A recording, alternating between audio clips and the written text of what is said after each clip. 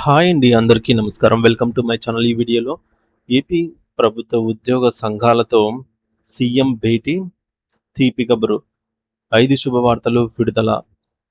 దీనికి సంబంధించిన పూర్తి సమాచారాన్ని వీడియోలో తెలుసుకుందాము. వీడియో అయితే ఎక్కడే గాని స్కిప్ చేయకుండా ఎండ్ వరకు చూసేయండి. అప్పుడే ఇన్ఫర్మేషన్ పూర్తిగా అర్థమవుతుంది.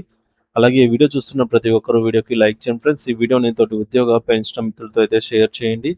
కొత్తగా మన ఛానల్ చూస్తున్నవారు ఇంకా ఎవరైనా సబ్స్క్రైబ్ చేసుకోకపోతే వెంటనే మన ఛానల్‌ని సబ్స్క్రైబ్ చేసుకోండి. సబ్స్క్రైబ్ చేసుకోవడం వల్ల నేను చేసే ప్రతి ఒక్క వీడియో మీ వరకు రీచ్ అవుతుంది. ఇంకా ఆలస్యం చేయకుండా వివరాల్లోకైతే వెళ్ళిపోదాము. ఫ్రెండ్స్, ఇక విషయానికి వచ్చినట్టయితే ఆంధ్రప్రదేశ్ రాష్ట్ర ప్రభుత్వ ఉద్యోగులకు శుభవార్త. గౌరవనీయులైన ఆంధ్రప్రదేశ్ ముఖ్యమంత్రి శ్రీ నారా చంద్రబాబు నాయుడు గారు ఈ నెలాఖరులో ఉద్యోగ సంఘాలతో, రాష్ట్రంలోని ఉన్నటువంటి ఉద్యోగ సంఘాల ప్రతినిధులతో సమావేశం కానున్నారు. ఈ సందర్భంగా ఉద్యోగులకు సంబంధించి 5 కీలక శుభవార్తలను ప్రకటించనున్నారు. మరి ఈ నిర్ణయాలు ప్రభుత్వ ఉద్యోగుల సంక్షేమం, ఉద్యోగ భద్రత, వేతన పెంపు, పదోన్నతులు మరియు ఇతర ప్రయోజనాలకు సంబంధించి ఉండే అవకాశం అయితే ఉంది. మరి రాష్ట్ర ఉద్యోగుల జీవితాలను మరింత మెరుగుపరిచేలాగా ఈ పలు నిర్ణయాలు తీసుకోవడం గౌరవ ముఖ్యమంత్రి గారికి ముఖ్య ఉద్దేశంగా అయితే ఉంది. మరి ఆ 5 కీలక శుభవార్తలు ఏమిటో ఇప్పుడు మనం తెలుసుకుందాము. DA arrears. మొదటిది డిఏ అరియర్స్ పేమెంట్ అండి. సో, జూలై 2018 నుండి రావాల్సిన మొత్తం డిఏ అరియర్స్‌కి సంబంధించి పెండింగ్‌లో ఉన్నటువంటి ఈ యొక్క బకాయిలను ప్రభుత్వం ఈ నెలాఖరు లోపల ఉద్యోగ సంఘాలతో చర్చించి వీటిని విడతల వారీగా చెల్లించే విధంగా అయితే నిర్ణయం తీసుకోబోతోంది. మనకు ఓల్డ్ డిఎస్ చూసుకున్నట్లయితే ఇక్కడ స్క్రీన్ పైన 2018 నుంచి రావాల్సి ఉందన్నమాట. మరి 2018 నుంచి కొన్ని బకాయిలైతే ఆల్రెడీ చెల్లించారు. కానీ ఇంకా చాలా వరకు చెల్లించాల్సి ఉందన్నమాట. సో, ఇక్కడ ఈ న్యూ టేబుల్ చూసుకున్నట్లయితే ఇందులో మనకు ఎప్పుడు డిఏ వాల్యూ ఎంతెంత పెరిగింది, ఎంతెంత అమౌంట్ రావాల్సి ఉంది అని చెప్పేసి, ఎన్ని నెలల అరియర్స్‌కి అమౌంట్‌కి జమ కావాల్సి ఉంది అని చెప్పేసి పూర్తి వివరాలైతే స్క్రీన్ పైన అయితే చూడొచ్చు. ఇక్కడ ఆహ్, డిఏ, బకాయిల చెల్లింపుల వివరాలు చూసుకున్నట్లయితే ప్రస్తుతం ఆర్థిక పరిస్థితుల దృష్టిలో ఉంచుకొని ప్రభుత్వం ఒకేసారి కాకుండా విడతల వారీగా వీటిని చెల్లించబోతోంది. ఇందుకోసం ప్రతి నెల 4,000 నుంచి 5,000 కోట్ల రూపాయలను విడుదల చేసే కేటాయించే అవకాశం ఉంది ప్రతి నెల. అదేవిధంగా వారి వారి బేసిక్ పేని బట్టి ఎవరెవరికి ఎంతెంత అమౌంట్ రావాలి అరియర్స్ రూపంలో అని స్క్రీన్ పైన అయితే చూడొచ్చు. ఇది అప్రాక్సిమేట్లీ అండి. సో, చూసుకోవచ్చు. రూ. 25,000 బేసిక్ పే ఉన్న వారికి దాదాపు రూ. 2,00,000 వరకు అరియర్ అమౌంట్ రూపంలో రావాల్సి ఉంది. 30,000 బేసిక్ పే వారికి 2,31,000 రావాల్సి ఉంది. అలాగే 40,000 బేసిక్ పే ఉన్న వారికి 3,08,000. ఈ విధంగా బేసిక్ పేని బట్టి రావాల్సిన మొత్తం డిఆర్ అమౌంట్ అయితే ఈ విధంగా పెరగనుందన్నమాట. టేబుల్ అయితే గమనించవచ్చు. ఇది ఎగ్జాక్ట్ వాల్యూసే కాదండి.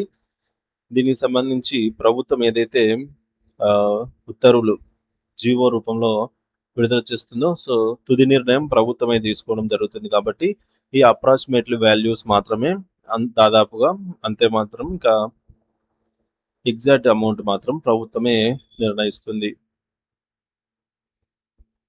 చూడొచ్చు, 85,000 బేసిక్ పే ఉన్న వారికి 6.5 లక్షల పైనే రావాల్సి ఉంది. సో, అదేవిధంగా 95,000 బేసిక్ పే వారికి 7,33,000 ఈ విధంగా అరియర్ అమౌంట్ అయితే రావాల్సి ఉంటుందన్నమాట.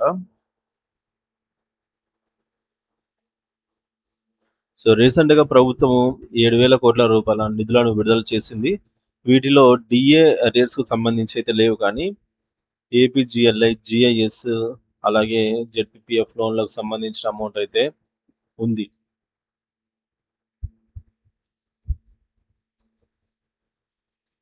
సో, కూటమి ప్రభుత్వం అధికారంలో ఉన్న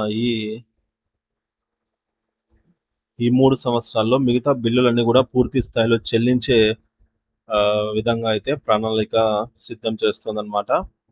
పూర్తి స్థాయిలో అయితే చెల్లింపులు జరుగుతాయి అని అయితే చెప్తూ ఉన్నారు కూటమి ప్రభుత్వం ఉన్నన్ని రోజుల్లో.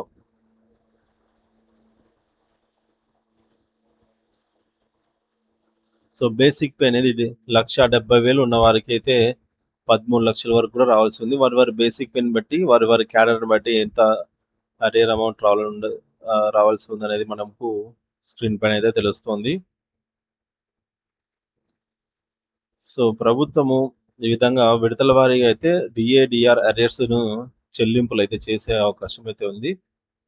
ఎన్నికల ప్రచారంలో భాగంగా ఇచ్చిన హామీలను అన్నిటిని కూడా ఈ 5 సంవత్సరాలు అంటే కూటమి ప్రభుత్వం ఉన్న కాలంలో మొత్తం వాటినైతే చెల్లించేలాగా అయితే ప్రణాళికలు సిద్ధం చేస్తోందనమాట. ఇక రెండో శుభవార్త వచ్చేసి 12వ పీఆర్సీకి సంబంధించి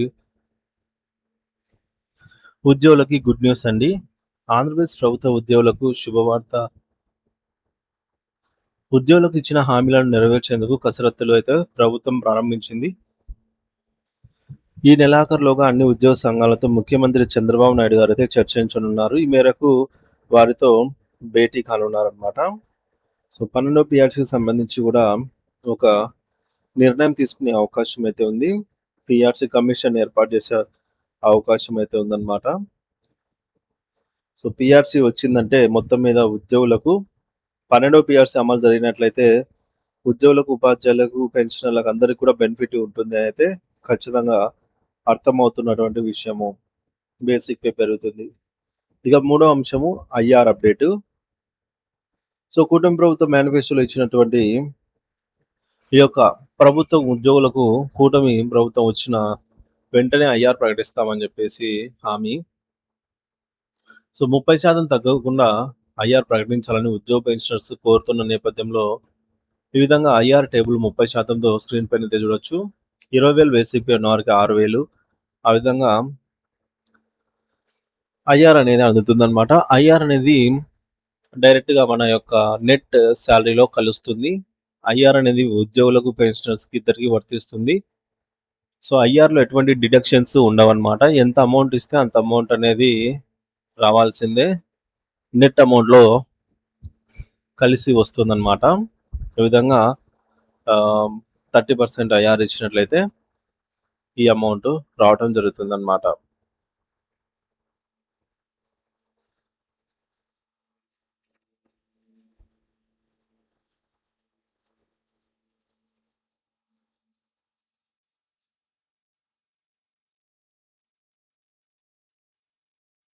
సో, మొత్తానికి ఐఆర్ కూడా ఈ నెలాఖరులో ఒక నిర్ణయం తీసుకునే అవకాశం అయితే ఉంది. మరి 30% ఇస్తారా? లేదంటే 27% ఇస్తారా? అనేది అయితే తెలియాల్సి ఉందన్నమాట.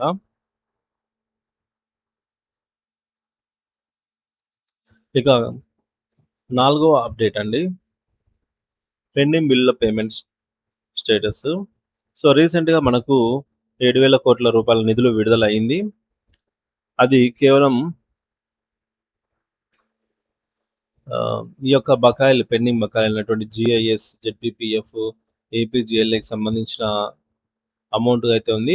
ఇంకా మనకు 11వ పీఆర్సీ అరియర్స్ అయితే రావాల్సి ఉంది. ఈహెచ్ఎస్ క్యాష్‌లెస్ ట్రీట్మెంట్ అందేలా చూడాలి. 12వ పీఆర్సీ కమిషన్‌ను వెంటనే నియమించాలి. కూటమి ప్రభుత్వం ఇచ్చిన హామీ మేరకు ఐఆర్ వెంటనే ప్రకటన చేయాలని కోరుతున్నారు. రిటైర్మెంట్ బెనిఫిట్స్‌ను కూడా ఉద్యోగి రిటైర్ అయిన 3 నెలల లోపే చెల్లించాల్సి ఉంటుంది. అలాగే బహుళ సంఘాల్లో సభ్యత్వాలను కూడా ప్రభుత్వమే రద్దు చేయాలి అని చెప్పేసి ఉద్యోగ పెన్షనర్స్ కోరుతూ ఉన్నారనమాట. సో, తగ్గించినటువంటి అడిషనల్ క్వాంటమ్ ఆఫ్ పెన్షన్‌ను తిరిగి పునరుద్ధరించాలి. ఈహెచ్ఎస్ ప్రధాన లక్ష్యమైనటువంటి క్యాష్‌లెస్ ట్రీట్మెంట్ అందేలా చూడాలి. అలాగే మహిళా ఉద్యోగులకు కేంద్ర ప్రభుత్వ మహిళా ఉద్యోగులతో సమానంగా 2 సంవత్సరాలకు చైల్డ్ కేర్ లీవ్స్‌ను పెంచాలి. ఇకపోతే ఖాళీలు భర్తీ కారుణ్య నియామకాలు, రెగ్యులరైజేషన్ ప్రక్రియ.